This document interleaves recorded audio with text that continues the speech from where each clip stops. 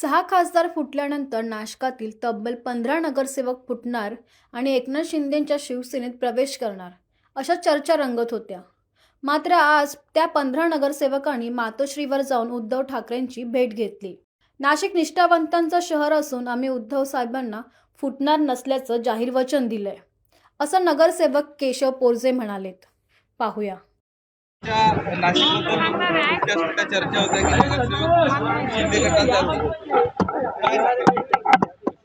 येत्या 4 ते 5 दिवसापूर्वी मीडियाने एक बातमी दाखवली होती की शिवसेना उद्धव बाळासाहेब ठाकरे या पक्षाचे 10 ते 12 नगरसेवक हे शिंदे गटाच्या संपर्कात आहेत। पण ती बातमी पूर्णपणे पेड होती।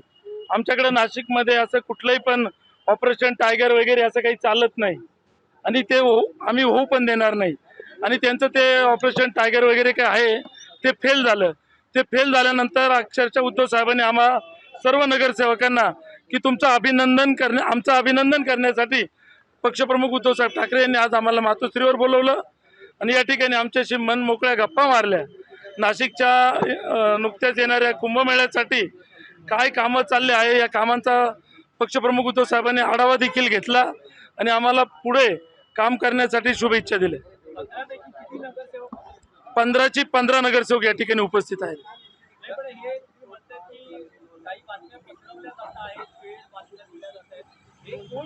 शिंदे गटावाले मग शिंदे गटाचे जिल्हा प्रमुख असेल, महानगर प्रमुख असेल, त्यांचे उपनेते आहेत।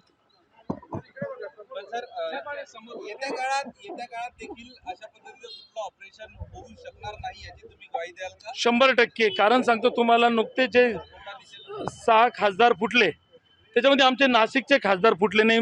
माननीय राजाभाऊ वाजे म्हणजे नाशिक हा निष्ठावंतांचा शहर आहे, इथं सर्व निष्ठावंत राहतात आणि म्हणून आमचे 15ची 15 नगरसेवक फुटणार नाही याचे आम्ही आज साहेबांना वचनच दिलं आहे। असा एक अनुभव आहे की